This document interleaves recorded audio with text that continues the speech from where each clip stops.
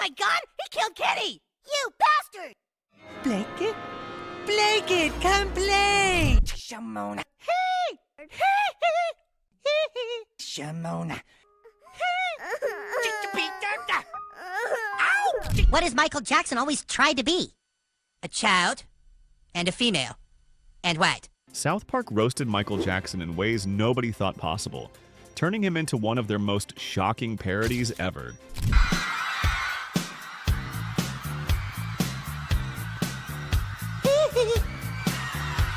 First, he appeared as Michael Jefferson, a bizarre man-child surrounded by toys and scandals. Then in 2009's Dead Celebrities, his ghost refused to move on, hilariously denying death itself. What are you doing with my blanket?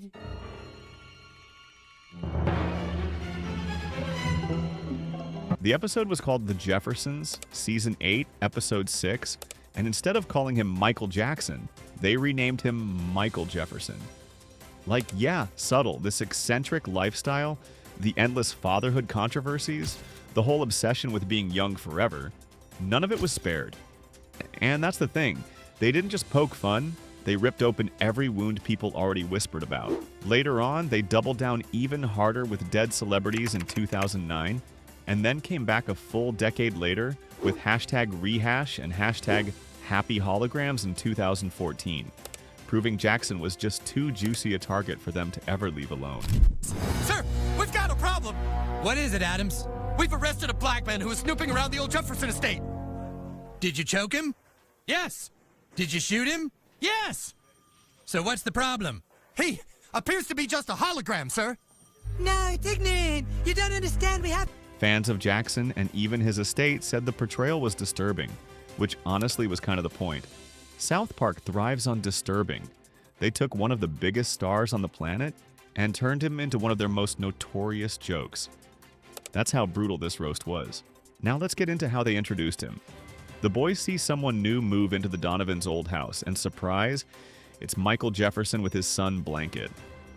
Right away, the parody hits you in the face because Blanket is wearing a mask, and he tells the boys his dad said it's better to hide his face.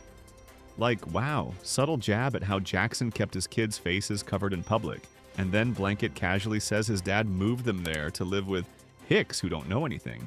I really like your town. My dad wanted to move somewhere to get away from it all. He said he wanted peace and quiet and to live with a bunch of hicks who don't know anything. What's that you're wearing?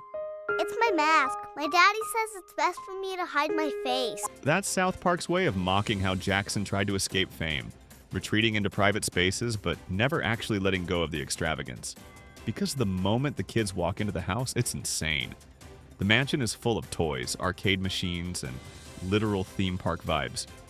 It's a straight-up parody of Neverland Ranch, like the writers took every tabloid photo of Jackson's estate and just dropped it into South Park. The boys are stunned because, to them, it's like the coolest place in the world, but you can feel the writers laughing behind the scenes at how absurd it all looks. Dude, are these all your toys? No, this is all my dad's stuff. He loves toys and video games. Dude, he must be loaded. What does he do? He's retired now. Oh my god, dude. Your dad must be the coolest guy in the world. And then comes the big reveal. Michael Jefferson shows up. His face is pale, his features distorted, and the boys whisper to each other asking if he's a burn victim. That's the joke. South Park didn't tiptoe around Jackson's surgeries, they slammed them right into the viewer's face. Dad, you out here? Here I am, Blanket.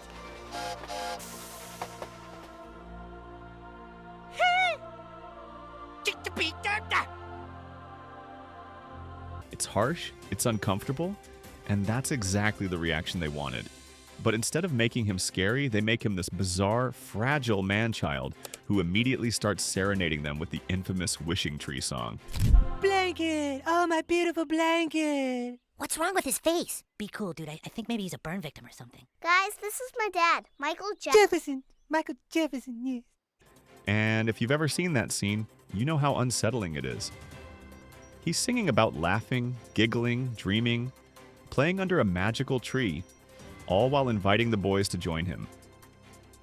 On the surface, it's innocent. But the way South Park presents it, it feels like a creepy mashup of a kids' show theme song and a horror movie soundtrack. Hey, you want to play with me? Come on, let's climb the tree. Come on, climb the tree, climb the tree. Have you been up my wishing tree? It's where I come to think and dream. It's that uncomfortable laughter where you're not sure if you should be laughing or covering your eyes. And that was the genius of the roast. They took his public image, the innocence he wanted to project, and twisted it just enough to make it disturbing. Mr. Jefferson? We can be spacemen or pirates on the sea. Chichamona. Yes, we can do everything. And then they dig even deeper by portraying him as a total man-child.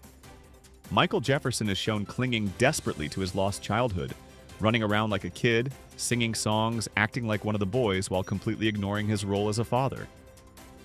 Blanket, his son, is right there, but Jefferson is more focused on playing games than being a parent. And this is where South Park sneaks in a rare moment of seriousness. Kyle, one of the boys, delivers the moral gut punch. Run, Blanket, run! Ah! Dead! Get up, Blanket! Freeze, Jefferson! The gig is up. You are wanted for child molestation. So after South Park had already torn Michael apart in 2004, you'd think maybe they'd move on, right? Nope. Fast forward to 2009, and they aired Dead Celebrities, Season 13, Episode 8. This one comes just a few months after Michael's real-life death on June 25, 2009. And instead of paying tribute like the rest of the world, South Park decided to go the exact opposite direction. Come on, Blanket, play with me. Ah! Go, run! Ah! Oh, Jesus! What the hell is going on, you guys? They dragged his ghost into the episode, and surprise, he wasn't going anywhere. The whole bit was that his ghost refuses to move on, clinging desperately to the same childlike fantasies he was mocked for when he was alive. It's the ultimate South Park move, turning one of the most tragic celebrity deaths into a running gag about denial and obsession. Rumors about me, like that I'm dead. But if I was dead, how could I do this? Who? Gotta be done, Shimona. What the hell are we going to do? And here's where they twisted the knife even deeper. The ghost keeps insisting he's not Michael Jackson. Over and over, he repeats this routine that he's actually Michael Jefferson. Like, come on, even in death, he's still pretending to be the same character they invented 5 years earlier. It's ridiculous, but that's the point. They weren't just making a joke, they were calling him out for never letting go of his image, never admitting the obvious. The absurdity of a ghost arguing about his own identity? That's peak South Park. They turned denial into a literal haunting, showing that even in the afterlife, he couldn't accept who he was. Oh, Jesus! What the hell is going on, you guys?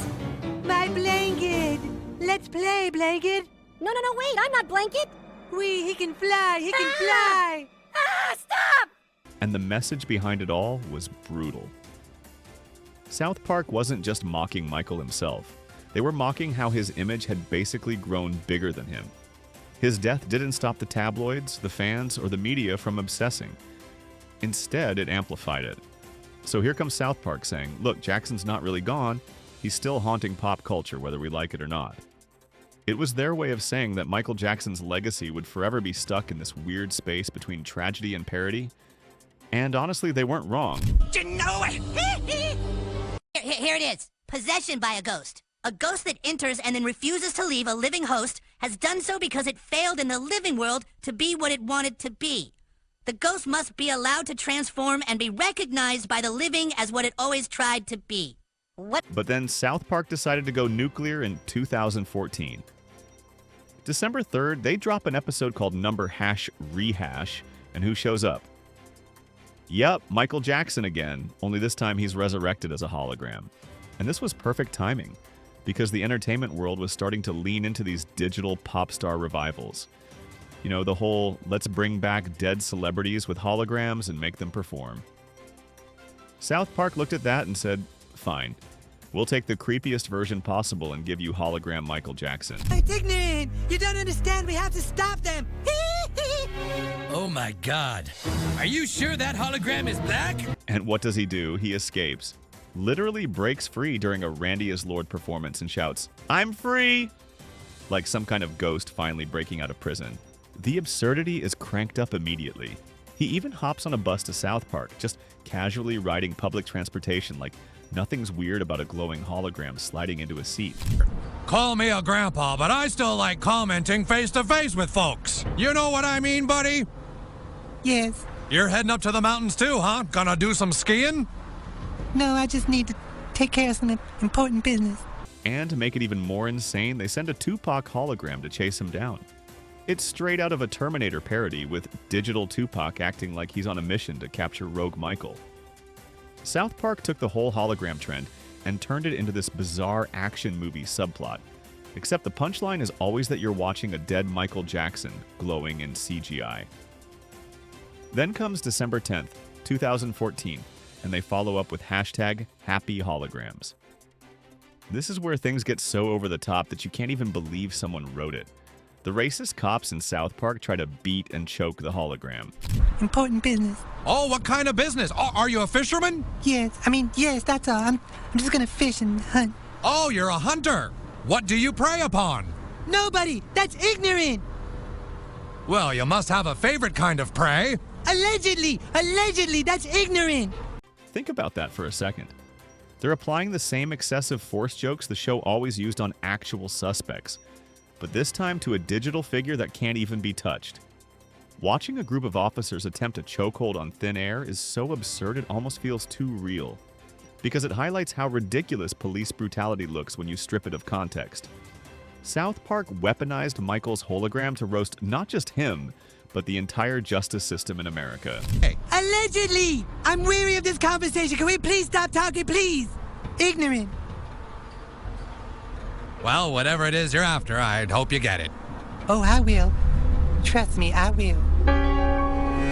And as if that wasn't enough, Hologram Michael doesn't just run away. He actually joins forces with Randy and goes after media manipulation. They take it up a notch by having the hologram literally shoot a corrupt TV producer. Imagine that, Michael Jackson's hologram, gun in hand, taking out a villain. It's surreal, it's offensive, and it's exactly the kind of chaos South Park loves to create. And while all this madness is happening, Kyle steps in with this social media campaign, #WeBelieveInYou, trying to restore some sense of meaning in the middle of the insanity. That's the kind of bizarre mix South Park thrives on. Digital chaos, satire about celebrity, and then a kid preaching about hashtags.